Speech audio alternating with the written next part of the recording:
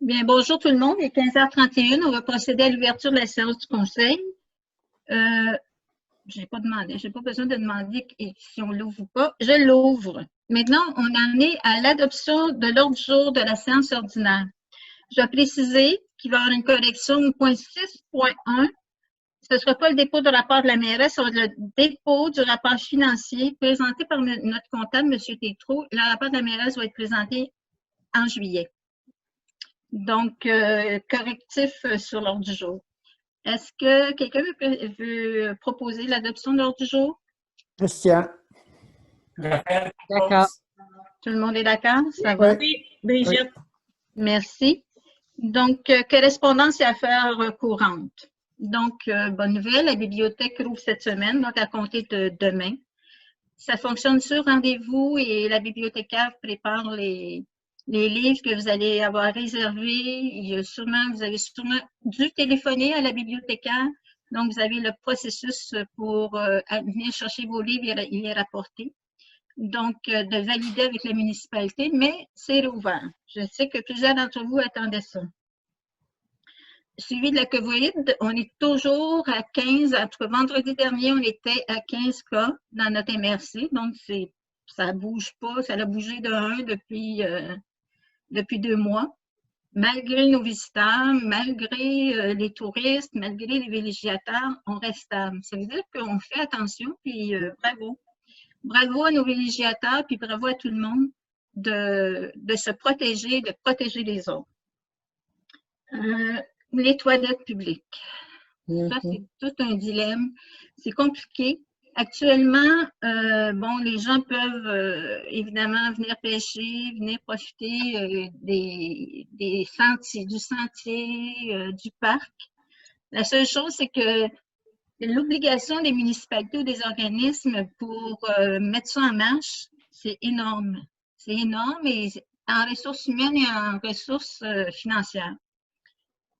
Donc, on est en train de regarder, en tout cas, on souhaite ardemment que cette obligation-là d'assurer la sécurité des visiteurs soit diminuée un peu, puis qu'on donne la responsabilité aux gens qui vont utiliser les toilettes de s'assurer d'être sécuritaires. Là, nous, on est obligés, entre 2 et 4 heures, d'aller faire le nettoyage, de faire les suivis. On ouvre les toilettes entre quelle heure puis quelle heure. On fait le tour de nos parcs, du sentier à l'arrière, des quais publics. Donc, c'est pas simple. On va en discuter notre prochaine rencontre, le prochain caucus, les élus, on va voir. Si là, on fait pression pour essayer d'alléger ce fardeau-là. Ce qu'on sait aussi, c'est que le MTQ a décidé de ne pas ouvrir les 2 haltes routières. En tout cas, il y en a une à Lac-des-Écorces et l'autre à Mont-Laurier, parce que c'est trop... c'est obligeant. C'est vraiment compliqué. Donc, on va suivre la situation, mais dès qu'on peut, c'est sûr qu'on va les réouvrir.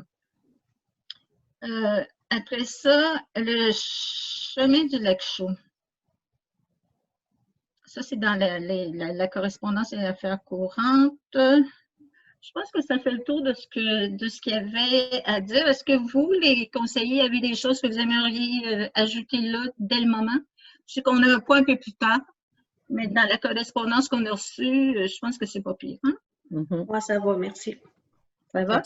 Oui, okay. Ça va pour moi aussi, c'est beau. Donc, période de questions. Oui. On a reçu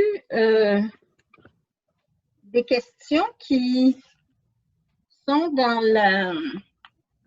qui ont rapport avec 2 points qui sont à l'ordre du jour. Donc, c'est dans la période de questions du début. Une, c'est de M. Cula, au nom de l'Association des propriétaires du Lac-Chaud. Et il y a M. Leporé aussi qui avait fait la même question, en tout cas bien semblable pour lui, mais on va y répondre en même temps. C'est en lien avec le point 12.3, la zone de campagne, zone 03. Pourquoi on veut modifier la zone de campagne? Donc, la question de M. Culot, au nom de l'Association des propriétaires du Lac-Chaud, on aimerait savoir pourquoi il y a une demande de remplacement d'affectation de la zone de campagne 03. Monsieur Culot nous demande une réponse transparente à la question posée. Donc, au cours des dernières années, nous avons remarqué que certains plans de notre zonage était inadéquat pour les besoins de la municipalité. Je donne pour exemple la maison de personnes âgées qu'on ne sait pas trop où trouver le terrain pour la faire. Les petits commerces qui n'ont actuellement pas de place dans notre plan de zonage, sauf dans notre cœur de village, où c'est très limité. On n'en voit pas de place qui pourrait y arriver. Quand je dis cœur du village, c'est la rue des Pionniers. Nous savions depuis un bout qu'il fallait revoir notre plan. Mais il fallait pour ça avoir un urbaniste qui est stable dans notre municipalité et qui connaît notre municipalité. On en est rendu là. Comme en même temps, la MRC a l'obligation sous peu de déposer au ministère son nouveau schéma d'aménagement. On a demandé à Timothée de revoir notre plan d'aménagement municipal. Donc, lui, ce qu'il nous a proposé, cette proposition-là, ce changement-là, a été proposé par suite à l'étude de Timothée. Il nous a amené l'idée pour Campagne 03, c'est de changer l'affectation rurale par une affectation récréative. On parle de la zone 3. Cela permet de développer davantage d'usages selon la grille des compatibilités à la page 40. On donne en lien. Ces informations-là, l'information que je vous donne, ça va être sur le site Internet de la municipalité. Donc, sur le site de la MRC d'Antoine Labelle, vous allez retrouver l'affectation qui pourrait être changée. Ça nous permet de légaliser, si l'on veut, dans notre règlement de zonage, le commerce de détail de petite surface, le commerce de divertissement intérieur. Et ça nous empêcherait de légaliser, qui sont déjà interdits par notre règlement de zonage dans cette zone, l'industrie légère et lourde et l'extraction. Donc, ce qu'on dit, c'est que ça va permettre la place pour des petits commerces, genre réparation mécanique ou qu'on n'a pas actuellement dans la municipalité. Donc, Étienne, je ne sais pas si tu as quelque chose à rajouter là-dessus. Oui, je peux peut-être donner quelques exemples là, de commerces qui seraient permis avec ce nouveau zonage-là. Donc, les commerces de détail, petite surface, donc on parle d'un maximum de 500 mètres carrés. À titre d'exemple, là, on peut parler d'une SAQ, d'une pâtisserie, d'une confiserie, d'un commerce d'aliments naturels, d'une épicerie ou d'un café. Ça permettrait aussi des commerces de divertissement intérieur. Donc, on parle par exemple les bars, cafés-terrasses, salles de réception, arcades, etc. Donc, ça vous donne un peu une idée là, du type de commerce qui serait permis dans le secteur. C'est un secteur qui se prête bien à ce genre de commerce-là parce qu'on a le pénitencier juste à côté avec beaucoup d'employés qui y travaillent. On a l'aéroport à côté, puis on a tout le secteur du lac chaud qui pourrait être desservi là, par ces commerces-là. Donc, c'est un peu cette vision-là que nous a apporté Timothée, que le conseil a trouvé que c'était une bonne idée. Mais en tout cas, ça nous prenait de la place pour les petits commerces qu'on n'en a pas de place. Donc, on propose, Timothée nous a proposé ça. Et on y va, compte tenu que notre plan d'aménagement, c'est diverses zones. On commence par celle-là. Il y aura autre chose qui sera proposée. Il y aura autre chose sur laquelle le conseil va se pencher. Et au fur et à mesure, au lieu d'attendre que toute la Bible soit toute refaite, on ira au fur et à mesure des recommandations que pourrait nous faire Timothée. Donc, ça fait le tour, je pense, de la volonté du conseil de faire un changement sur le zonage 03, qui est le chemin d'aéroport. Sur le site Internet, on a déposé où on va le faire. Caroline, est-ce que ça a été déposé? Que je parle de la carte. La carte va être faite incessamment ou d'ici demain matin, là, la carte de la zone. Donc, toutes les informations pertinentes pour ce changement-là, vous allez avoir ça sur le site Internet de la municipalité. Après ça, une deuxième demande qui est en lien avec le règlement 2020-154, l'association des propriétaires du lac chaud demande à la municipalité s'il était possible. Ça a été une avancée la semaine passée, une rencontre téléphonique avec les associations de lac, où M. Kula, qui représentait l'association du lac chaud, nous a dit « L'association demande à la municipalité de rendre illégal, si on veut, là, de rendre légal le seul endroit pour descendre les embarcations au lac chaud, ce soit le quai public. Donc, nous, on a dit, oh, il faut en parler au conseil. Là-dessus, M. Baudouin du Lac-Macasa a dit, ben, si ça se passe comme ça au Lac-Chaux, on aimerait ça que ça soit au Lac-Macasa. Donc, cette information-là n'a pas été discutée en conseil, en caucus, donc on va l'aborder dans une prochaine rencontre. Voilà pourquoi je vous dis que cette réponse-là à votre demande, M. Cueil et l'Association du Lac-Chaux, sera faite en juillet. Le temps qu'on en fasse l'étude et qu'on se questionne sur les pour et les contre de votre demande. Donc, ça fait le tour pour les questions en début de séance du conseil. On est rendu approbation des procès-verbaux de la séance du 11 mai et celle de l'extraordinaire du 19 mai. Donc, est-ce que vous en avez pris connaissance? Oui. Oui. Et je le propose, Christian. Donc, Christian, est-ce que tu proposes, on va commencer par celle du 11. D'accord. Ça va? Tout le monde est d'accord? Oui. Oui. Donc, à l'unanimité? Oui. Pierre, t'avais-tu répondu? Oui, oui. Parfait. Donc, maintenant, le procès-verbal de la séance du 19 mai. Qui propose? J'ai-tu entendu? Je propose. propose.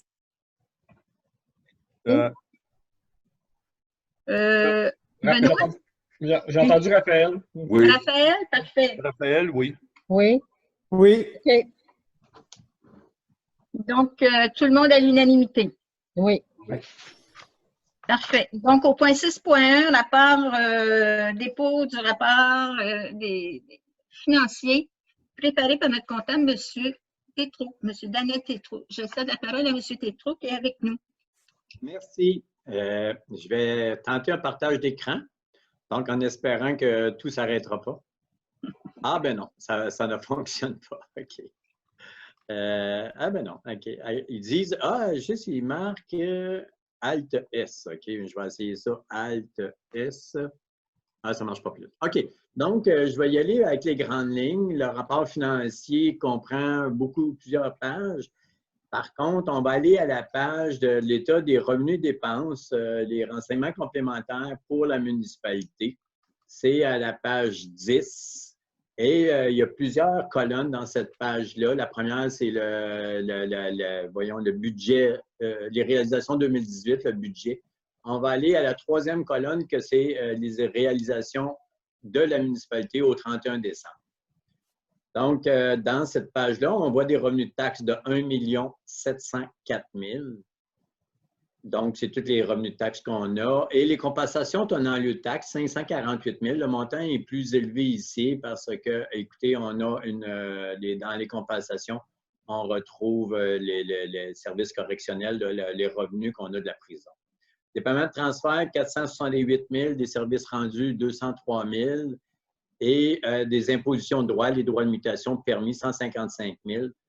Donc, on a des revenus de fonctionnement, 3 139 000 et un paiement de transfert de 150 000 pour des revenus totaux comptables de 3 298 783.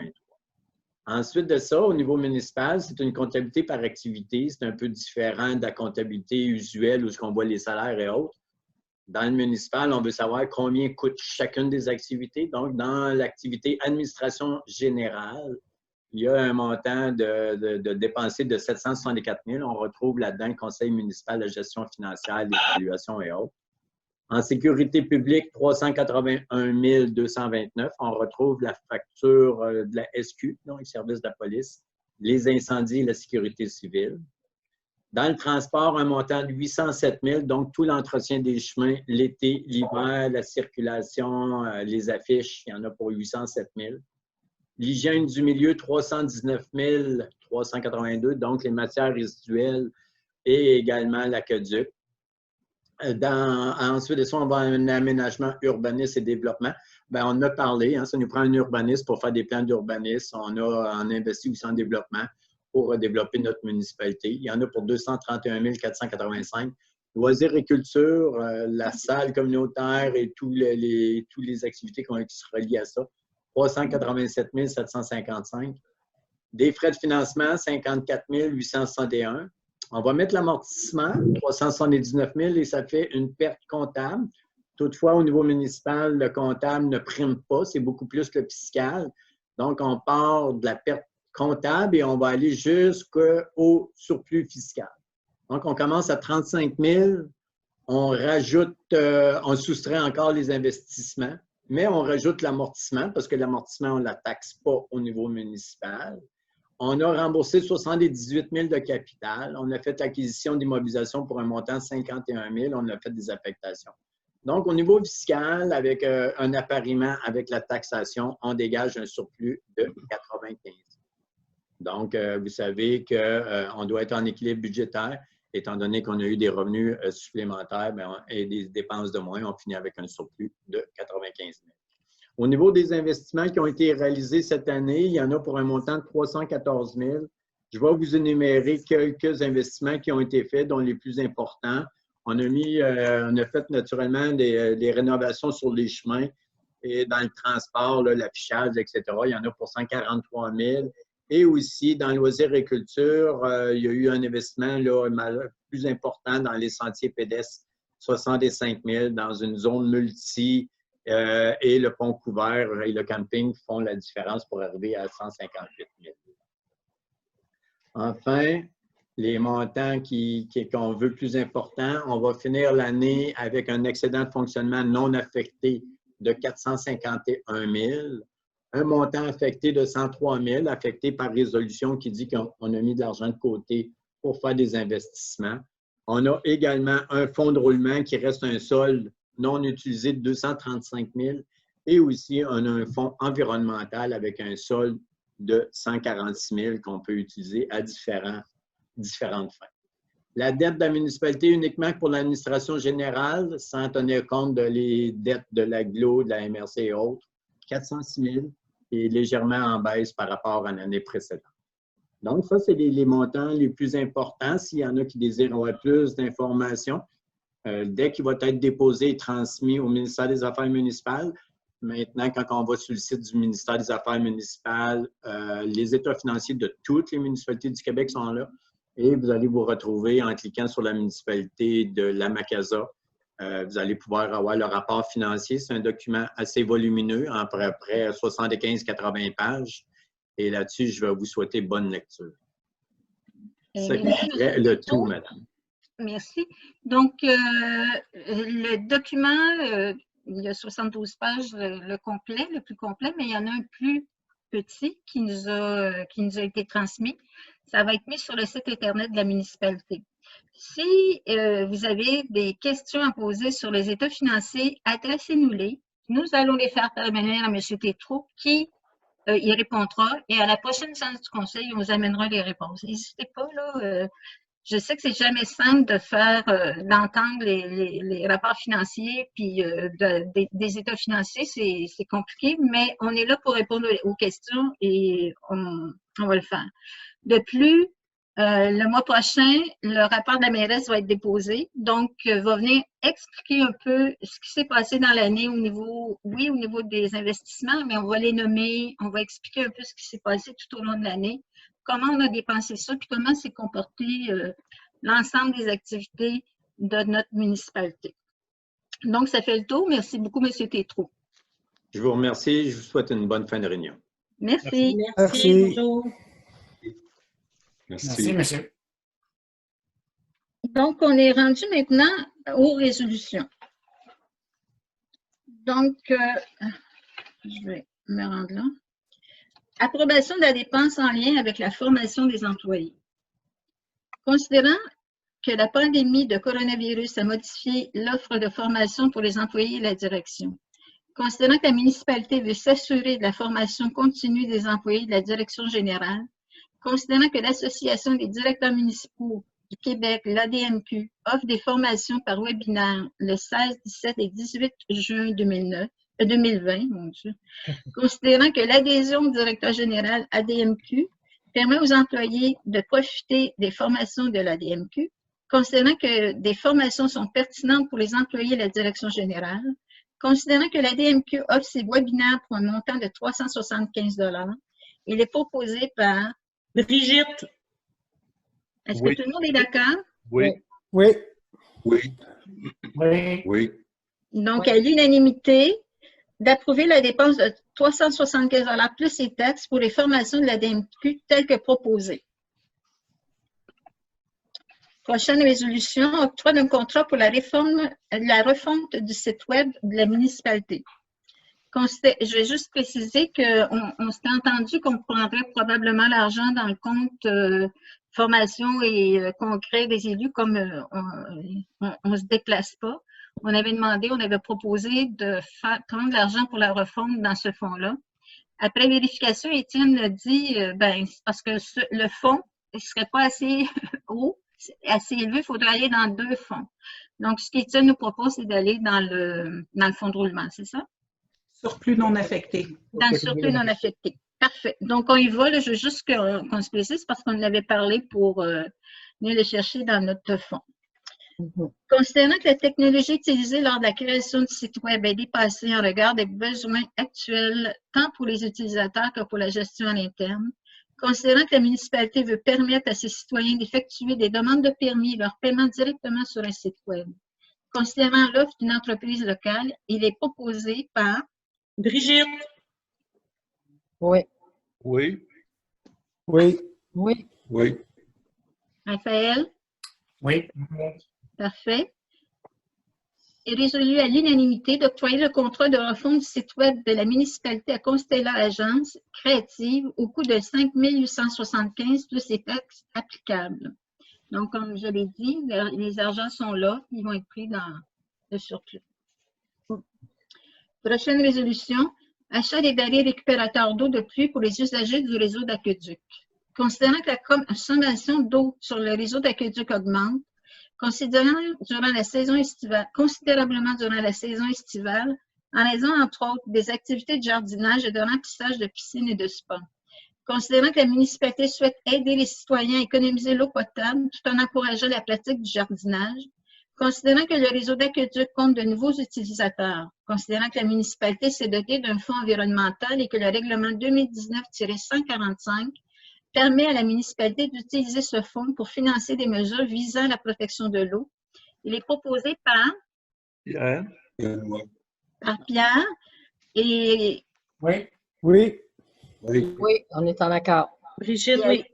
est résolu à l'unanimité d'offrir et de livrer sur demande et gratuitement par récupérateur d'eau de pluie à tout propriétaire de bâtiment doté de gouttières et qui est raccordé au réseau d'aqueduc municipal, d'attribuer la dite dépense au fonds environnemental de la municipalité. Prochaine résolution, octroi du contrat de mise à niveau du radar pédagogique. Considérant que la municipalité veut assurer la sécurité de ses citoyens sur les différents chemins municipaux, considérant que la mise en place d'un radar pédagogique sur la route permet de réduire la vitesse des automobilistes, considérant que la municipalité possède déjà un radar pédagogique, j'oserais dire depuis quelques années, mais on ne l'écrira pas. Considérant que la municipalité veut équiper son radar pédagogique d'un bloc d'alimentation solaire, considérant que la municipalité a prévu cette dépense au programme triennal d'immobilisation 2020-2022, il est proposé par Brigitte. Benoît. Oui. Oui. Oui. Raphaël. Oui. Est résolu à l'unanimité d'octroyer le contrat de mise à niveau de radar pédagogique à l'entreprise Qualitech au montant de 2 585,79 incluant les taxes. Étienne, donne-nous un petit aperçu de ce que va être ces travaux-là. Les travaux du radar pédagogique? Oui. Est-ce que tu veux, Gilles? En fait, ce qui manque, c'est un panneau solaire là, pour pouvoir déplacer notre radar pédagogique, qui est toujours une source d'alimentation en énergie. Donc, le radar pédagogique va pouvoir être déplacé sur les différents chemins de la municipalité, puis il ne sera pas fixe à un seul endroit, en fait. OK. Donc, ça va permettre de répondre à des besoins de plusieurs secteurs dans la municipalité qui nous demandaient d'avoir un radar pédagogique. OK. Adoption de la lettre d'entente relative aux services d'urgence en milieu isolé. Attendu que le 28 août 2018, le Conseil de la MRC d'Antoine Labelle a adopté un protocole local d'intervention d'urgence en milieu isolé, qu'on appelle PLIU, afin de baliser les interventions de sauvetage hors du réseau routier et accroître la protection offerte dans ces secteurs. Attendu que grâce au programme d'aide financière pour le soutien à l'organisation des interventions d'urgence hors du réseau routier du ministère de la Sécurité publique et du Québec, la MRC en 2019 a reçu une aide financière qui a permis d'équiper ou de mettre à niveau les équipements de sauvetage d'urgence en milieu isolé de 4 services de sécurité incendie sur son territoire, soit les services des municipalités de Notre-Dame-du-Lot, Ferme-Neuve, Lac-des-Écorces et de l'agglomération de Rivière-Rouge. Attendu que les municipalités de la MRC d'Antoine-Labelle souhaitent s'entraider afin que chacune d'entre elles puisse bénéficier à moindre coût des ressources à leur disposition pour le sauvetage d'urgence en milieu isolé et afin d'assurer ce service sur l'ensemble de leur territoire. Attendu que les municipalités de la MRC d'Antoine-Labelle souhaitent conclure une entente intermunicipale de fourniture de services pour encadrer les services d'urgence en milieu isolé sur leur territoire. Attendu que la recommandation du comité de coordination du schéma de couverture de risque en sécurité incendie tenu le 6 mai 2020 quant à l'adoption de la présente entente et la résolution du Conseil de la MRC, MRC-CC-13735-05-20, attendu que le Conseil a pris connaissance de cette entente et souhaite y adhérer. En conséquence, il est proposé par Christian. Raphaël. Benoît. Oui. Oui. Oui. donc Christian, Oui. Raphaël, Ben, j'avais dit au premier, mais moi, il y a une longueur de temps avant que je réponde. oui, Vous m'attendez plus tard. Des fois, on voit la bouche qui bouge, mais là, je n'ai pas vu. Pierre, tu étais d'accord? Oui. Donc, à l'unanimité, Oui. d'adhérer à l'entente de sauvetage en milieu isolé et d'autoriser la mairesse et le directeur général à signer cette entente pour et au nom de la municipalité de la Macazan. Prochaine résolution. Demande d'aide financière au gouvernement pour les coûts de mise en œuvre des camps de jour pour la saison estivale en période de pandémie. Attendu que le gouvernement du Québec a annoncé la possible réouverture des camps de jour dans les municipalités et villes de la région du Québec. Attendu qu'avec la situation actuelle de la pandémie de COVID-19, des mesures exceptionnelles de prévention devront être mises en place. Entendu qu'en raison des nouveaux ratios, et il n'y en a plus de ratios, hein? Effectivement, les ratios sont revenus à la normale. On va modifier la résolution en conséquence. Parfait. J'ai entendu ça la semaine passée. Les groupes et des nouvelles mesures sanitaires qui seront imposées au camp de jour en raison de la COVID-19, il est nécessaire de prévoir un soutien financier urgent aux municipalités et villes qui offriront ces services essentiels aux jeunes et leurs familles pendant la période estivale. Attendu que sans une telle aide financière, il est possible que les municipalités et villes ne puissent offrir des services accessibles et sécuritaires aux jeunes. Attendu que l'accès à des camps de jour à des prix raisonnables est essentiel pour les familles du Québec, surtout à cette période de crise où plusieurs ménages sont confrontés à d'importantes pertes de revenus. Il est proposé par Pierre. Richard. Benoît. Benoît. OK. On va Christian. essayer de varier un peu, compte tenu qu'il y en a qui ont un temps de réponse. Par Benoît et résolu à l'unanimité, je n'ai pas entendu. Oui. Oui. De demander au gouvernement provincial et fédéral qu'une aide financière soit mise sur pied afin d'être offerte aux municipalités et villes qui offrent les services de camp de jour. Et que cette résolution soit transmise à la Fédération québécoise des municipalités, aux municipalités des territoires, à la députée, Est-ce qu'on l'envoie pareil compte tenu qu'on est devenu au même ratio? Bien, considérant que c'est quand même des coûts supplémentaires au niveau des mesures de désinfection et particulières, là. OK. Parce que là, il n'y aura pas de revenus qui vont être diminués compte tenu qu'il va avoir le même ratio que les autres années, là. Donc, oui, OK. Et que cette résolution soit transmise à la Fédération québécoise des municipalités, aux municipalités du territoire de la MRC d'Antoine-Labelle, à la députée provinciale de Labelle, à la députée fédérale de Laurentide, Labelle-Laurentide, d'après moi, Oui. ainsi qu'à toutes les MRC du Québec pour l'appui. OK. Ça va? Oui. Donc, on fait la correction à l'attendu numéro 3. Parfait. Prochaine résolution, demande d'aide financière au gouvernement pour les frais engendrés dans le cadre de la COVID-19 dans les MRC, municipalités et villes. Attendu que la crise de la COVID-19, les municipalités et villes se sont mises au service de leurs citoyens pour assurer leur sécurité et leur bien-être. Attendu que les municipalités et villes ont dû mettre en place des mesures de protection et de sensibilisation importantes dans leur milieu. Attendu que les municipalités et villes ont composé avec des défis nouveaux tout en adoptant des stratégies diverses pour soutenir les contribuables et les entreprises, telles la suspension des intérêts sur les montants de taxes dus et le report du paiement des taxes. Attendu que ces décisions ont causé à des degrés variables des pertes financières importantes qui pourraient se prolonger. Attendu que les municipalités et villes ont aussi assisté à une baisse importante de leurs revenus liés à des services tarifés. Attendu que parmi les impacts précis observés sur le terrain ou à prévoir, on dénote entre autres la baisse importante des revenus liés aux services tarifés, la baisse de revenus fiscaux découlant du fléchissement de l'activité économique, la baisse du nombre des transactions immobilières et donc des droits de mutation, la baisse du nombre des constats d'infraction distribués par la Sûreté du Québec et donc des sommes versées aux municipalités, la baisse générale des demandes de permis, le soutien inclus aux organismes communautaires, les coûts engendrés par l'adaptation des activités municipales aux normes sanitaires en vigueur. Attendu que les conséquences de la pandémie excèdent clairement les paramètres habituels des responsabilités municipales, et ce, peu importe la taille des municipalités, il est proposé par Brigitte. Moi. Oui. Raphaël, on va prendre Raphaël, Oui. Oui. par Raphaël, Oui. Oui. à l'unanimité, Oui. de demander au gouvernement du Québec et du Canada de prévoir une aide financière quant aux impacts et coûts liés à la COVID-19 encourus par les municipalités locales et régionales. Vendredi passé, il y avait une rencontre MRC et la MRC va faire la liste des dépenses et des coûts ou des manques de revenus. Et nous, on pourra au moins se préparer notre liste de ce que ça peut nous avoir coûté là, pour ne pas en oublier.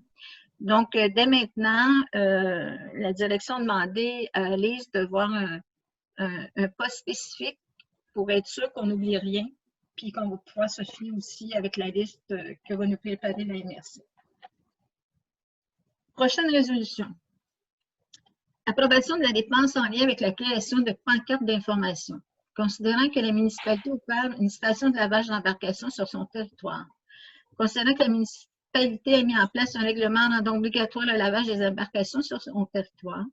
Considérant que la municipalité veut s'assurer que les citoyens et les non-résidents aient l'information nécessaire pour respecter la réglementation en vigueur, il est proposé par Pierrette.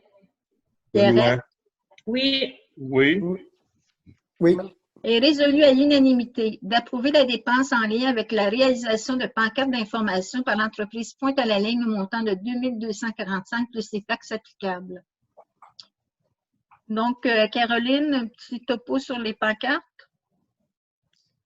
Oui, en fait, c'est des pancartes, il y en a en coroplace, puis il y en a en ce qu'on appelle en alu-panel. Donc, celles qu'on est certain, là, par exemple, aux 3 entrées officielles de la municipalité. Donc, c'est des affiches qui vont vraiment identifier le règlement puis l'obligation de lavage. Là, elles sont quand même, je pense que vous avez vu, elles sont très délavées, là, celles qui sont là actuellement. Donc, il y avait vraiment besoin de les renouveler. Il y a aussi les affiches en bordure de la station de lavage pour l'identifier un peu comme l'affiche qui annonce l'éco-centre. Il y a aussi des affiches au quai, aux descentes publiques qui indiquent, qui spécifient vraiment les obligations des utilisateurs. Il y a aussi des affiches là, à la station de lavage même. Donc, c'est toutes ces affiches-là qu'on n'avait pas eu le temps de faire l'année passée que là, vraiment, on va procéder pour les mettre en place. Là. OK, merci. Donc, prochaine résolution, adoption de la liste des déboursés et des comptes à payer. Est-ce que vous avez eu le temps de les regarder? Oui. Oui. Oui, d'accord. OK, Oui. avez-vous des questions par rapport au compte? Non, pas pour moi. Ça va? Oui. Oui. Donc, D'accord. considérant que ça va? Benoît va la proposer. Considérant que la liste officielle des comptes à payer de juin 2020 a été distribuée, que ces grandes lignes se résument comme suit. Compte salaire 47 503,40. Remise des déductions à la source 25 614,13. Compte payé au 6 mai 2020, 128 334 et 8 sous. Paiement automatique, 8 488,80. Prélèvement, 30 966 et 72. Compte fournisseur, 38 027 et 17. Pour un total de 278 934 et 30 sous.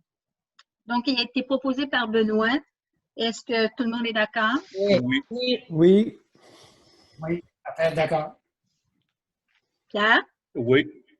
Est résolu à l'unanimité d'approuver la liste des déboursés et des comptes à payer du mois de juin 2020.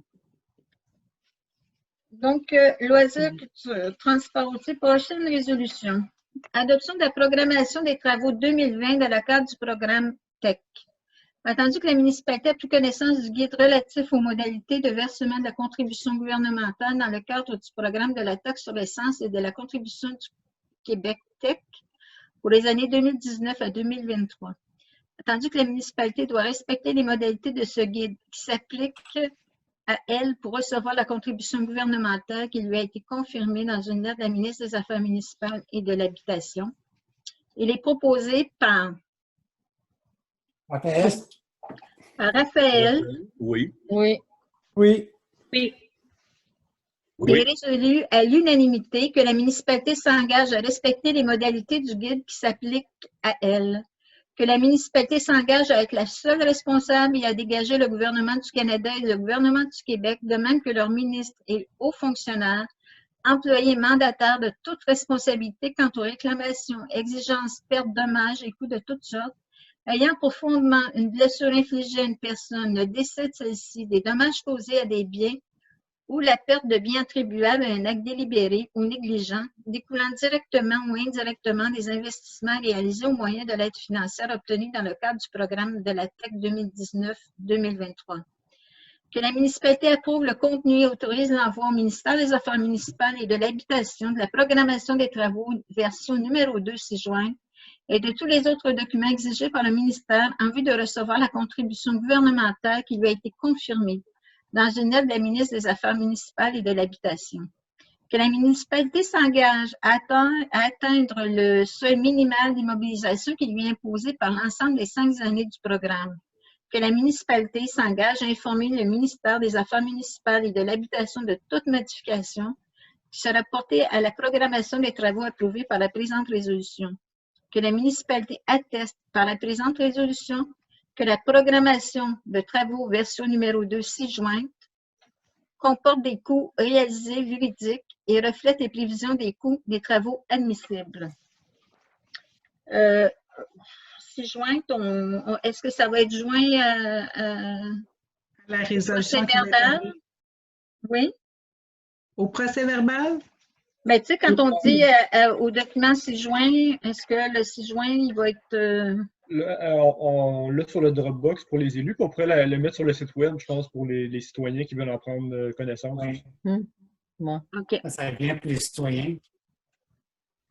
Oui, hein, parce que ça fait drôle, on dit ci-joint, puis personne ne le voit. Ben, je veux dire, personne, la municipalité va l'avoir vu. Là, on n'est pas habitué à faire ça. Ah, mais elle est déjà sur le site, je pense à ça. Oui, c'est vrai, on l'a mis. Ben, ça fait pas longtemps, là. On l'a mis aujourd'hui. Non, mais on l'a mis environ 1 heure avant. Elle est sur le site, là. C'est vrai, je vais demander. Merci. C'est déjà fait, mais bravo. Octroi d'un contrat pour la construction d'un abri permanent pour le site de déglaçage. Considérant que la municipalité souhaite aménager un abri pour l'entreposage des sels de voirie afin d'éviter que ceux-ci ne soient exposés aux intempéries et ne se dispersent dans l'environnement.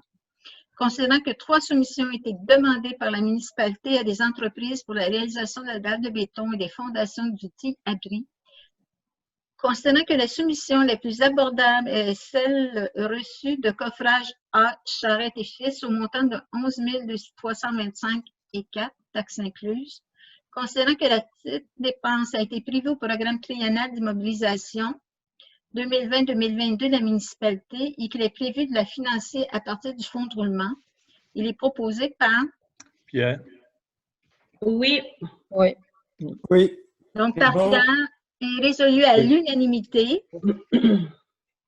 d'octroyer le contrat pour la mise en place d'une dalle de béton et de fondation pour l'abri de sel de voirie à l'entreprise Coffrage A, Charette et Fils.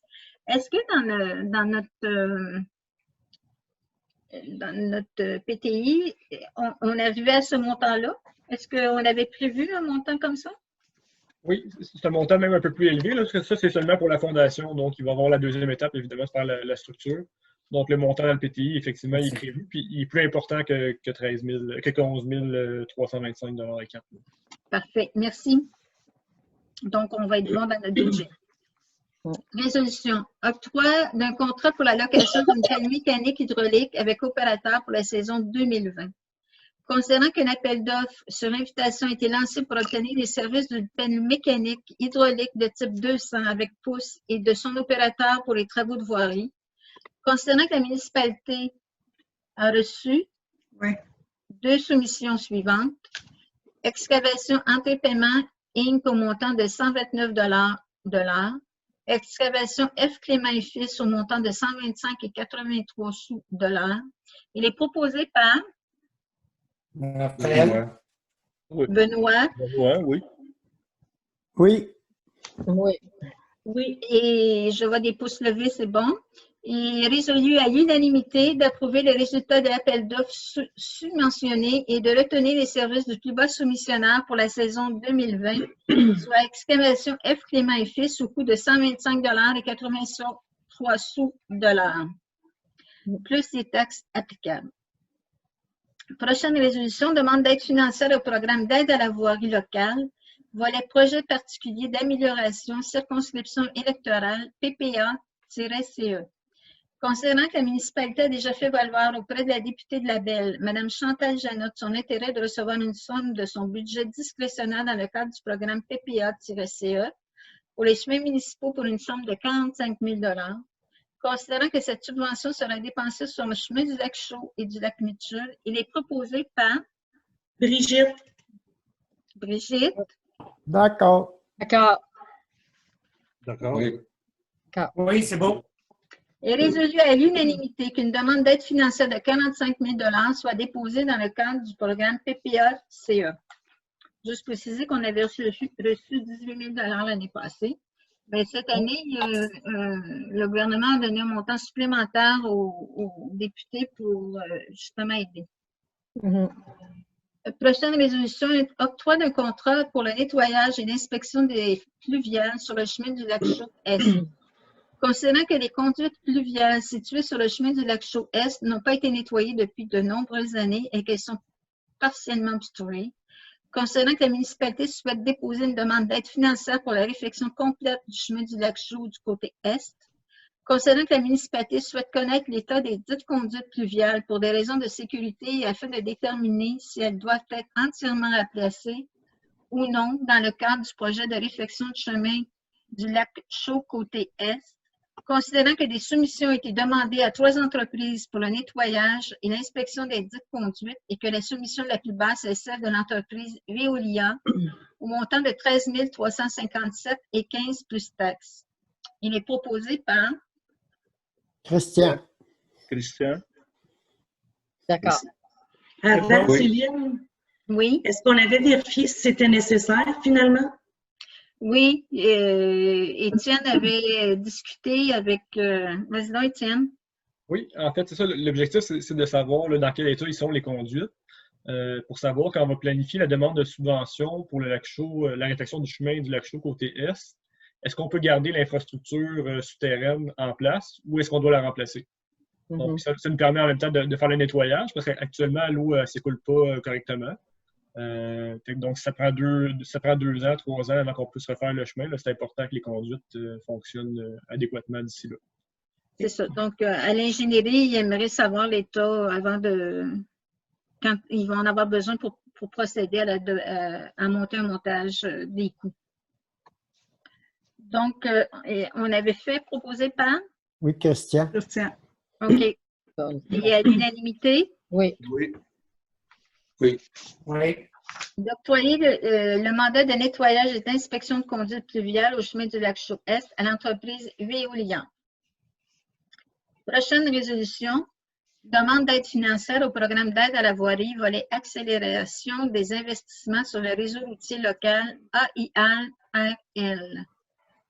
Attendu que la municipalité de la Mackenzie a pris connaissance des modalités d'application du volet accélération et des investissements sur le réseau routier local AIRL du programme d'aide à la voirie locale PAVL. Attendu que la municipalité de la Mackenzie désire présenter une demande d'aide financière au ministère des Transports pour la réalisation des travaux admissibles dans le cadre du volet AIRL du PAVL. Attendu que la municipalité s'engage à obtenir le financement nécessaire à la réalisation de l'ensemble du projet, incluant la part du ministre. Attendu que seuls les travaux réalisés après la date figurant sur la lettre d'annonce sont admissibles à une aide financière. Attendu que la municipalité de Mackenzie a choisi d'établir la source de calcul de l'aide financière selon l'option d'estimation détaillée du coût des travaux. Pour ces motifs et sur la présentation de Proposition. Benoît. Benoît, Oui. Oui. Oui. Oui. Oui. donc à l'unanimité, il est unanimement résolu et adopté que le Conseil autorise la présentation d'une demande d'aide financière pour les travaux admissibles, confirme son engagement à faire réaliser les travaux selon les modalités établies et reconnaît qu'en cas de non-respect de celle-ci, l'aide financière sera résiliée. Donc, Étienne, je te laisse expliquer ça. Est-ce que vous voulez que je présente les différentes options qui ont été évaluées par le Oui, service d'ingénierie? OK. Parfait. OK. Oui, c'est ça. Dans le fond, le service d'ingénierie nous a présenté 3 options pour la réfection du côté ouest du lac Chaux. La première option, en fait, la plus coûteuse, c'est le réasphaltage complet du côté ouest avec la réfection complète des assises du chemin. Donc là, on parlerait d'environ 8 millions de dollars selon l'estimé du service d'ingénierie de la MRC. Il y avait une option qui était moins coûteuse, qui était le réasphaltage du chemin, mais sans la réfection des assises. Alors là, on parlait de 3,5 millions de dollars, mais ce n'était pas recommandé par le service d'ingénierie de la MRC, effectivement, parce que les assises du chemin sont mauvaises en ce moment. L'asphalte aurait craqué rapidement, se serait dégradé rapidement, donc ça aurait été un peu de l'argent jeté par les fenêtres d'asphalter un chemin dont les assises ne sont pas conformes. Puis l'option la moins coûteuse, c'est en fait l'enlèvement de l'asphalte. On remettrait du gravier, on ferait les fossés et les ponceaux. Et ça, on parle de 2,2 millions de dollars là, pour les 12 km du côté ouest du lac Chaux. C'est l'option gravier là, qui est retenue actuellement par le conseil municipal en raison principalement de son coût. Comme on disait, si on refait l'asphalte au complet avec les assises, là, c'est pratiquement 4 fois plus cher là, que l'option du gravier. Donc, pour répéter un peu les chiffres, c'est 2,2 millions versus 8 millions si on le refaisait en asphalte. donc je voulais en parler parce qu'on a eu une question de citoyens à la fin là, concernant justement le lac Chaux. Je voulais aborder le point, mais on peut le faire maintenant. Donc, selon les soumissions qu'on a reçues du service d'ingénierie de la MRC qui sont venus faire l'évaluation et qui nous ont préparé les coûts de projet, et comme on peut maintenant avoir accès à une nouvelle subvention, là, on l'a nommé on a mis toutes les initiales tantôt, on pourrait refaire l'ensemble du côté ouest du lac Chaux. Et si on y va en disant on refait les assises, on refait les fossés, on refait tout ça et on fait l'asphaltage, c'est 12 km, ça, tu me disais? Oui, 12 km le côté ouest. Donc, pour 12 km, ça nous coûterait 8 millions du côté ouest. Donc, le conseil a décidé de prendre la solution à 2,2 millions en se disant que, bon, on va refaire le côté ouest, on va le mettre, on va le paver entre guillemets, là, un peu comme ça a été fait au lac Caché, là, avec ce qu'on appelle du bleu. Et après, on va refaire le côté est, qu'on refera de la même façon, et ça va nous permettre, que les assises soient bien formées, qu'on voit s'il y a des choses qui vont ressortir. On va finaliser le transport forestier qui va être fait. Et par la suite, si les citoyens demandent l'asphaltage, mais là, il faudra penser ben là, on parle de 8 millions pour le côté Est. J'imagine que ça va être pas mal l'équivalent pour le côté Est. Mettons qu'on y va autour de 20 millions. On verra, on s'adressera où à l'ensemble de la population. Est-ce qu'on est prêt à avoir une taxe sur l'asphaltage? On ira par une taxe de secteur. C'est à ça qu'il faudra se pencher. Mais pour le moment, on va aller avec la solution 2.2. Donc, c'est 2,2 millions. Quand je dis 2,2, c'est 2,2 millions. Donc, si on l'annonce là, je sais que ça va se discuter sûrement au Lac-Chaud. Donc, on attend vos commentaires, vos arguments et on ira à une séance d'information quand on le pourra. C'est ça qui est l'inconvénient. C'est que c'est difficile de se dire on va faire une séance d'information pour les citoyens, répondre à toutes les questions. Donc, n'hésitez pas à nous poser des questions. On va y répondre là, du mieux qu'on peut avec toutes les informations qu'on obtient. Puis, à la limite, si jamais il y a des questions, on pourra demander à l'ingénieur ou au service d'ingénierie de la MRC d'y répondre et peut-être de faire comme on a fait avec M. Tétrault, de faire une petite présentation. Là, on verra comment on pourra le faire. Ça vous y va? Oui. Oui, je vais faire un commentaire. Vas-y. Quand on parle de gravier bleu, peut-être de souligner que c'est une fois bien tapé, c'est presque aussi dur que de l'asphalte. Comme le rang 7 a été refait, là. Et à mesure qu'il y a des réparations à faire, ben ça a un avantage. On peut réparer facilement, contrairement à de l'asphalte. Merci, Benoît. C'est pas du gravier ordinaire. Non, c'est vrai. C'est pas ordinaire comme gravier.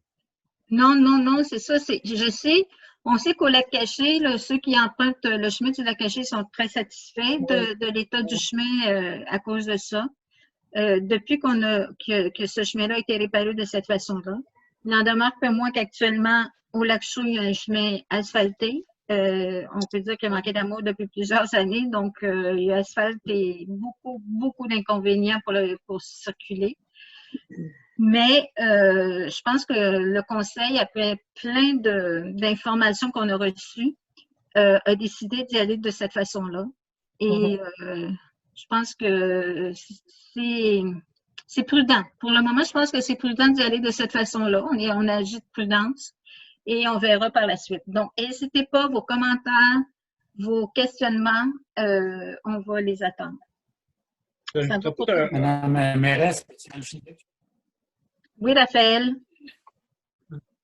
C'est pour dire que le bleu, c'est la finition du chemin. La base, il faut faire la base parce qu'il y a des endroits qui vont demander un peu plus d'enrochement ou de gravier un peu plus dense pour affermir le chemin.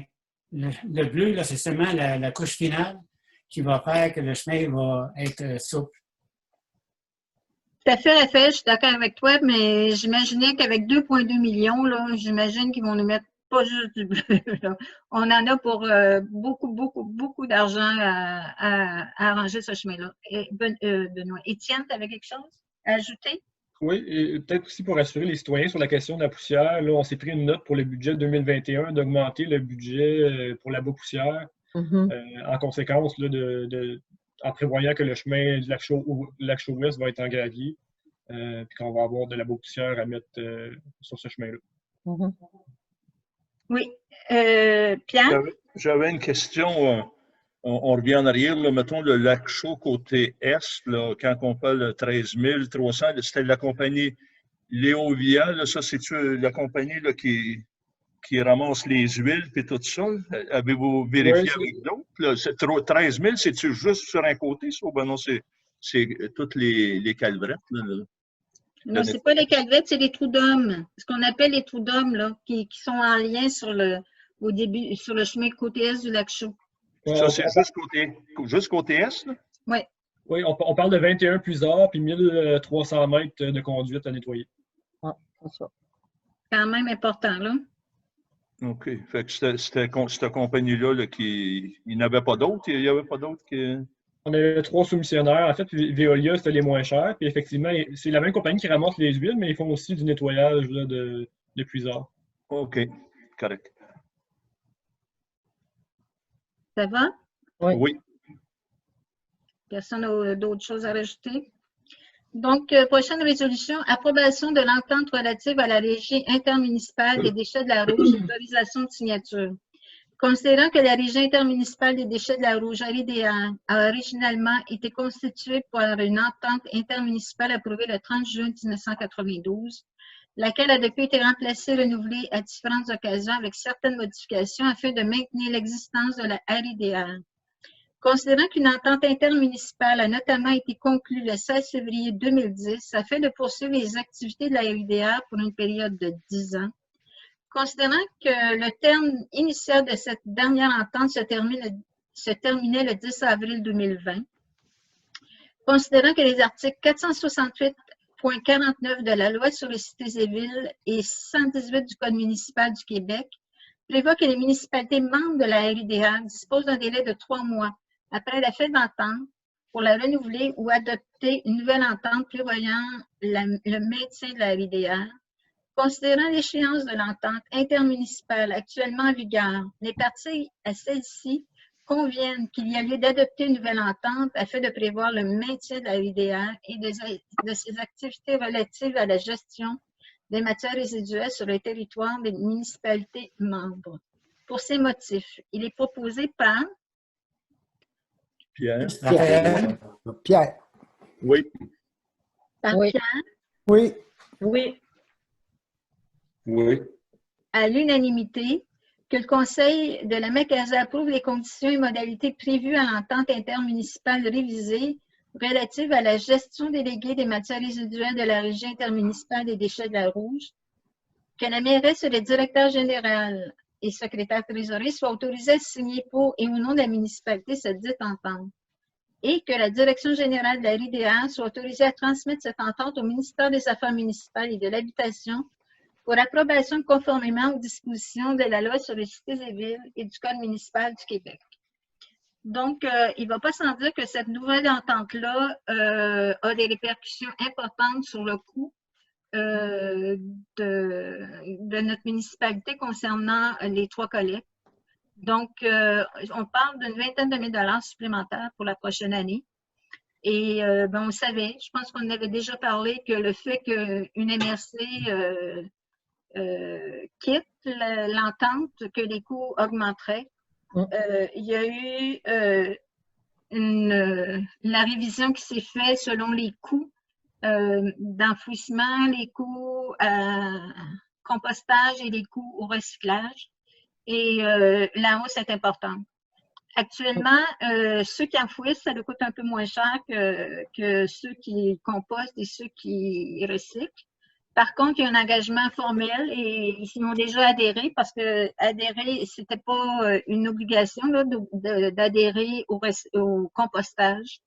Les municipalités, la majorité, mais même la MRC des Laurentides, corrige-moi, tu me corrigeras si je me trompe, Étienne, ont adhéré au compostage. Donc, ça va venir aussi diminuer les coûts de compostage et de recyclage. Ça va s'atténuer avec les années, là. Vas-y donc, Étienne. Oui, et puis, effectivement, il restait une couple de municipalités là, de l'Université des Laurentides qui n'avaient pas commencé le compostage. Une fois qu'ils vont se joindre à nous là, au site de la RIDR, ça fait baisser le coût pour tout le monde là, une fois que ça embarque. Je peux peut-être rajouter que la nouvelle entente là, prévoit que le fonds vert va être augmenté à 200 000 ça va permettre à la RIDR de demander des subventions pour aller faire des projets pour diminuer l'enfouissement. Puis une demande qui a été faite par la municipalité de la Macasa, c'est que ce fonds vert-là soit financé à partir d'une quote-part sur le tonnage d'enfouissement. Donc, plus une municipalité va envoyer de déchets au site d'enfouissement, plus elle va financer le fonds vert. Donc, ça, on trouvait que c'était intéressant sur le plan de l'environnement. Sur le plan financier aussi, ça nous avantageait un peu parce que la Macasa, on est la municipalité la plus performante là, de la RDR au niveau de la réduction de l'enfouissement des déchets, entre autres grâce à notre éco-centre, grâce au compostage, puis grâce à la grande participation des citoyens là, à ces services-là. Donc, c'est une modification importante qu'on a réussi à amener là, dans l'entente. Je pense que c'est un élément important. Ouais. C'est un plus. Donc, ce qu'on veut juste dire, c'est qu'il faut continuer à composter, à recycler. Il ne faut pas lâcher nos habitudes afin que ces coûts-là diminuent et qu'on puisse en arriver à une MRC zéro déchet. C'est pas demain, mais on peut viser au mieux.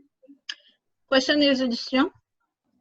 Adoption du règlement 2020-154 relatif à la protection des plans d'eau contre l'introduction et la propagation des plantes et espèces aquatiques exotiques. Okay. Attendu que le Conseil désire s'assurer du maintien de la qualité des eaux situées sur son territoire, notamment en prévenant l'introduction et la propagation des plantes et espèces aquatiques exotiques envahissantes. Attendu que toute municipalité locale peut adopter des règlements en matière d'environnement selon les pouvoirs accordés par l'article 19 de la Loi sur les compétences municipales. Attendu que d'importants dommages peuvent être causés à l'environnement par le transport d'un plan d'eau à un autre, de plantes et d'espèces aquatiques exotiques envahissantes telles que le Myriophylle. Attendu que différentes plantes et espèces aquatiques exotiques envahissantes peuvent être introduites et se propager dans notre environnement, entre autres par la mise à l'eau d'embarcations motorisées et non motorisées et leurs accessoires. Attendu que l'introduction et la propagation des plantes d'espèces aquatiques exotiques envahissantes ont des impacts majeurs sur la biodiversité locale, elles peuvent notamment altérer la composition des écosystèmes naturels, nuire à la composition et compromettre leur fonctionnement durable. Attendu que l'introduction et la propagation des plantes et d'espèces aquatiques exotiques envahissantes peuvent avoir des répercussions négatives sur le plan social, elles peuvent notamment affecter la santé en augmentant les risques de maladies et en causant de la souffrance à des humains ou des animaux. En cas d'infestation, elles peuvent aussi limiter ou entraver certaines activités récréatives pratiquées sur l'eau ou dans la nature telles que le canotage. Attendu que des mesures préventives doivent être mises en place de façon à contrer l'introduction et la propagation de plantes et d'espèces aquatiques exotiques envahissantes dans les lacs. Attendu que l'introduction et la propagation de plantes et d'espèces aquatiques exotiques envahissantes peuvent se propager d'un lac à l'autre et ce, chaque fois qu'une embarcation se déplace d'un plan d'eau à un autre. Attendu qu'une façon efficace de prévenir l'introduction et de limiter la propagation de plantes et d'espèces aquatiques exotiques envahissantes est le nettoyage des embarcations qui se déplacent d'un plan d'eau à un autre, ainsi que leurs accessoires. Attendu que de nombreux riverains ont des prises d'eau au lac, attendu que la municipalité possède une descente publique au lac Chaud et une autre descente publique au lac Macassa, et qu'elle désire établir des règles relatives à leurs utilisations, attendu qu'il est du pouvoir des municipalités de définir par règlement ce qui constitue une nuisance et d'intervenir pour les arrêter, ainsi que le pouvoir d'imposer des amendes aux personnes qui créent ou laissent solliciter de telles nuisances, attendu qu'un avis de motion à l'effet de l'adoption des présentes réglementations a été donné lors de la séance ordinaire du Conseil tenue le 9 mars 2020, attendu qu'un dépôt et une présentation des présentes réglementations ont été données lors de la séance ordinaire du Conseil tenue le 11 mai 2020, attendu que les membres du Conseil renoncent à la lecture des présentes réglementations l'ayant préalablement lues, il est proposé par Raphaël. Raphaël, oui. Oui. Oui. Oui. est résolu à l'unanimité d'adopter le règlement 2020-154 relatif à la protection des plans d'eau contre l'introduction et la propagation des plantes et d'espèces aquatiques exotiques envahissantes. Ce que je veux préciser, c'est que oui, la réglementation a été améliorée suite à notre pratique de l'année passée. Et la municipalité entend s'assurer que les gens qui vont utiliser l'équipe publique, qui vont utiliser le cours d'eau, respectent notre réglementation. On a engagé une personne supplémentaire qui va aider à ça, prévu. Donc, recommandation à tous les gens. Faites attention parce qu'on veut s'assurer du respect de cette réglementation-là pour s'assurer que nos cours d'eau vont toujours être en bonne santé. Ça y va de la qualité de l'eau de nos citoyens. On ne peut pas lésiner là-dessus. Là. Caroline, as-tu des choses à ajouter par rapport à ces points de réglementation-là?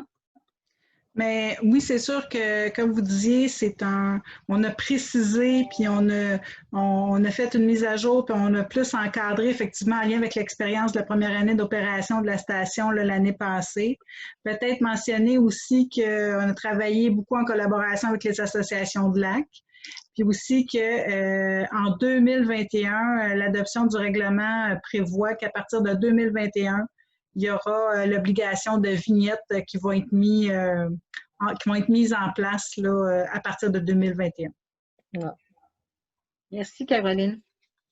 Donc, oui, il y aura des vignettes qui vont venir presque à la demande générale. Bien, je dirais, à la demande générale des directions et des associations de lacs, là, on va revenir aux vignettes. Donc, en 2021, on pourra savoir sur quel lac habituellement il y a une embarcation, ça a changé de lac. En tout cas, ça va être super intéressant là, pour le suivi et faciliter le respect. Prochaine résolution, soutien à l'hébergement pour le poste de stagiaire saisonnier à l'urbanisme pour la saison estivale 2020. Considérant que la municipalité a embauché Mme Marlène Esnard-Gendron comme stagiaire au service de l'urbanisme et de l'environnement pour la saison estivale 2020. Considérant que l'offre d'hébergement temporaire est très limitée sur le territoire de Macazan. Considérant que la municipalité veut soutenir l'arrivée des gens de l'extérieur de son territoire, sur son territoire plutôt. Considérant qu'à cause de la pandémie du coronavirus, le budget alloué à la formation et au perfectionnement des élus ne sera entièrement utilisé en 2020, il est proposé par Pierre? Oui. Oui. Oui. est résolu à l'unanimité de soutenir Mme Marlène Esnard-Gendron pour son hébergement durant la période où elle est à l'emploi de la municipalité pour une somme totale de 500 $ et d'imputer cette dépense au compte formation et perfectionnement. Voilà. Oui. Prochaine résolution. Demande de classement d'affectation de la zone campagne 03. Considérant que la municipalité est présentement dans une démarche de refonte réglementaire, considérant que le développement des usages commerce de détail, de petite surface et de divertissement intérieur dans la zone CAM-03 nous paraît essentiel pour le développement du territoire de la municipalité, considérant que ces deux usages sont présentement autorisés par le schéma d'aménagement dans les zones affectées urbaines centrales ou récréatives, considérant que la zone urbaine de la municipalité est d'une superficie extrêmement limitée et dont très peu d'espaces vacants sont présents, avec un S, considérant que l'objectif de la municipalité est de centraliser les activités et d'éviter l'étalement urbain, et ce, le plus loin possible des lacs, qui sont des milieux sensibles à protéger, considérant que la zone campagne 03 apparaît comme étant une zone toute désignée pour recevoir ces types d'usages, puisqu'historiquement, la municipalité a été développée avec deux pôles urbains. L'un près de la rivière Macazan, correspondant à la zone urbaine 01, et l'autre au sud du lac Chaux, le long du chemin de l'aéroport, correspondant à la zone campagne 03. Considérant que la vision de la municipalité a de la zone campagne 03 n'est pas la même que celle de la zone urbaine 01, et ne souhaite pas densifier les activités résidentielles dans cette zone, considérant que la municipalité veut favoriser un centre de services et de commerce qui pourra desservir les villégiateurs de la zone villégiature 01 autour du lac Chaux, les employés du service correctionnel de l'aéroport, dont le lieu de travail est situé en zone institutionnelle 01, les employés des entreprises qui s'implanteront dans la zone industrielle 01, dont une usine de cannabis projetée, et les zones à vocation plus résidentielle dans la zone campagne 04, qui sont toutes situées à proximité de la zone campagne 03. Considérant que puisque la vocation voulue par cette zone s'apparente plus à la vocation récréative de la municipalité, désire que la zone campagne 03 soit affectée récréative. Il est proposé par Pierrette. Par Pierrette et résolu. Brigitte, oui. Oui. Oui. Oui.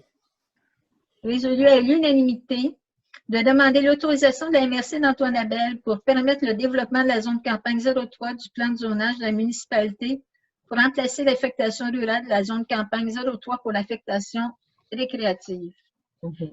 Donc, c'est sûr que c'est là qu'il y a le moins de dommages, compte tenu effectivement qu'on a des zones, beaucoup de zones de villégiature, mais aussi le fait qu'on se fait vis-à-vis, on parle d'institutions, mais on parle aussi de l'aéroport, qui est quand même un endroit où on se dit, les résidences, habituellement, ceux qui restent proches d'un aéroport ne sont jamais contents du bruit qu'ils entendent. Donc, peut-être que le fait de mettre le plus près possible ces commerces soit moins dérangeant pour l'ensemble de la population et surtout ceux qui restent sur le même côté. Ce chemin d'aéroport. Avis de motion au règlement sur les dérogations mineures au règlement d'urbanisme. Je, Brigitte Chagnon, donne l'avis de motion à l'effet que le règlement 2009-049 concernant le règlement sur les dérogations mineures au règlement d'urbanisme sera modifié lors d'une prochaine séance. Merci. Donc, c'est sûr qu'il va y avoir une présentation puis après une adoption. Donc, là, on fait l'avis de motion. Prochaine séance, ça va être la présentation puis par la suite l'adoption. Ça va? Oui. Oui. Prochaine résolution, octroi d'un contrat pour l'analyse de conformité de la refonte réglementaire. Considérant que la municipalité travaille actuellement sur la refonte de ses règlements municipaux et d'urbanisme. Considérant que la MRC d'Antoine Abel procède actuellement à la révision de son schéma d'aménagement. Considérant que le service de l'aménagement du territoire de la MRC d'Antoine Abel offre un service d'analyse de conformité à une démarche d'accompagnement dans le cadre de cette refonte réglementaire. Considérant que le service de l'aménagement du territoire de la MRC d'Antoine Abel évalue le besoin d'analyse de la municipalité entre 35 et 40 heures, il est proposé par Raphaël? Benoît. par Raphaël, Oui. Oui. Oui. comme Benoît voulait le proposer. Donc, à l'unanimité, d'octroyer le contrat d'analyse de conformité de la refonte réglementaire à la MRC d'Antoine Abel au taux horaire de 54 et 71 plus les taxes applicables. Il faut dire que pendant la pandémie, mais même un peu avant, mais aussi pendant la pandémie, Timothée n'a pas chômé là, à revoir nos règlements, à travailler sur notre plan d'aménagement pour essayer d'être aussi pas en conformité, mais de s'adapter éventuellement avec le schéma d'aménagement de la MRC. Là, il a fait tout un travail. Donc, on le remercie. Avec le comité d'urbanisme, Céline. Oui, tout à fait. Effectivement, tu as raison. D'urbanisme. On a travaillé fort là-dessus. Donc, ça fait le tour des résolutions. On est rendu au tour de table des membres du conseil. Pour moi, Christian, c'est beau. Moi aussi, ça va. Moi aussi. Moi aussi, ça va. Oui, c'est correct. Bien. Ça va? Donc, merci. Raphaël, avais-tu quelque chose? Oui, juste pour dire que les gens du lac Caché sont bien contents du chemin et de l'arrosage de la Bas-Poussière. Ah ben merci. C'est vrai qu'il va y avoir plus d'achats poussière, mais je peux vous dire qu'actuellement, ils sont en train de retaper notre... comment on l'appelle la machine? Là? La niveleuse. La niveleuse, j'étais la surfaceuse, mais de retaper la niveleuse et elle va être sûrement assez en ordre, là, vraiment en ordre pour pouvoir faire les travaux, poursuivre les travaux. Donc, on est rendu à la période de questions. J'ai eu une question. Quand tantôt je disais que je voulais aborder la question du lac Chaux, c'est que j'ai Madame Linda Poitras du lac Chaux qui nous a envoyé cette question-là il y a 2 ans. En 2018, j'ai téléphoné pour savoir à quand les travaux sur le chemin du lac et on m'a répondu probablement l'année suivante, donc en 2019, et rien n'a été fait. Le chemin est dans un état pitoyable, plusieurs trous, bosses et plus. En plus, il y a des endroits où il n'y a même pas d'asphalte. Merci de m'informer. Donc, oui, on comprend. Et vous n'êtes pas la seule à nous poser cette question-là. On va faire un petit topo. En 2016, 2017, puis même un peu avant, on a abordé le ministère du Transport pour faire reprendre le chemin du lac Chaux. On a travaillé fort, on a eu plusieurs rencontres et en 2017, je pense qu'Étienne, tu étais là, mais sûrement, en 2017, on a rencontré les directeurs généraux du MAMACH, du ministère de la Faune et Forêt et le ministère du Transport, donc les directeurs régionaux.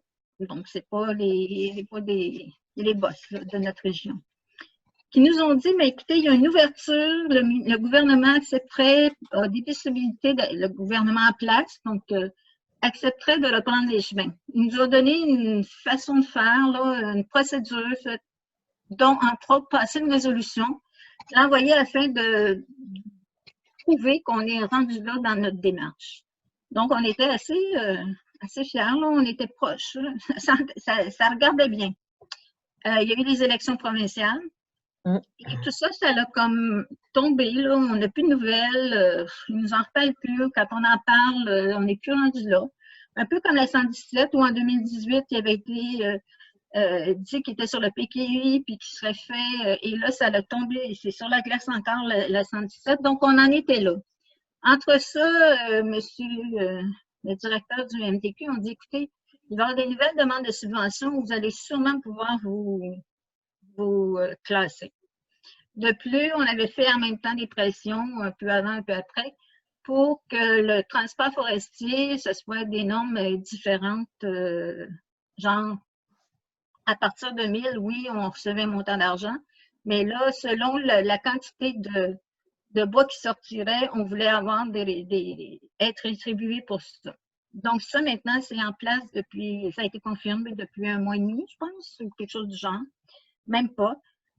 Donc, on en est rendu là. On va faire des demandes. Entre-temps, on a passé une résolution pour que la MRC engage une équipe d'ingénierie, de services d'ingénierie pour travailler avec les municipalités. L'année passée, on s'y est pris d'avance. Ils ont déposé une demande de subvention sur laquelle on a été accepté pour faire une partie du côté ouest. Et on se disait, on fera une partie du côté, la deuxième partie l'année d'après. Sauf que une subvention s'est rajoutée il n'y a pas longtemps, Étienne, si tu as les dates, là, tu pourras les dire, pour dire, ben écoutez, si on peut déposer pour cette nouvelle subvention-là, on pourrait faire tout le côté ouest en même temps. Par la suite, on fera le côté est, refaire le côté est. Actuellement, ce qui est prévu, c'est que sur le côté est, on va faire des travaux d'amélioration. Et le côté ouest, ça va être de réfection. Donc oui, c'est vrai, il y a des délais, mais le délai a été, c'est pas la municipalité qui a laissé traîner le dossier, ça a été vraiment le désistement du MTQ, puis nous, on s'est fié, on a poursuivi dans les démarches qu'on nous avait proposées, et ça s'est arrêté, c'est mis sur la glace avec le nouveau gouvernement. Donc, on en est là. Heureusement, on a une subvention qui nous a été confirmée. On a bon espoir d'avoir la prochaine pour faire tout le côté ouest. Et on va suivre de cette façon-là. Quand on parle le coût de 2 millions, 4 millions, 8 millions, disons que ça fait réfléchir, puis on se dit, voilà, le gouvernement aurait dû leur prendre le chemin. Comme il nous l'avait presque, en tout cas, on était fous de l'espoir de ça. Donc, on en est là. Je sais que c'est des délais, mais ce n'est pas des délais qui viennent de la municipalité. Deuxième question, c'est M. Chartrand du Lac-Caché. Bon, M. Richard Chartrand du Lac-Caché, félicitations pour les travaux à venir, l'annonce qu'on a fait pour le chemin de la Rouparde, très content. À quand la réfection du chemin du Lac-Caché? Là, j'ai eu, coudon, la réfection du Lac-Caché. Est-ce qu'on me parle d'asphaltage du Lac-Caché, du chemin du Lac-Caché? Si c'est ça, là, on n'est pas rendu là. On n'est vraiment pas rendu là. Quand on voit la longueur du chemin du Lac-Caché, on sait qu'on en va en avoir pour plusieurs millions. Monsieur Chartrand termine, il y avait Daniel Bertrand, j'imagine, à la même adresse. Nous sommes en 2020 encore sur la Graville, alors que nous sommes de très gros payeurs de taxes. Donc, M. Chartrand, je vais vous décevoir, mais d'ici les prochaines élections de la municipalité. Puis je pense pas qu'un prochain conseil s'alignerait pour dire on va asphalter le chemin du lac Caché. Là. Premièrement, il y a des coûts, mais il y a aussi des effets nocifs sur l'environnement.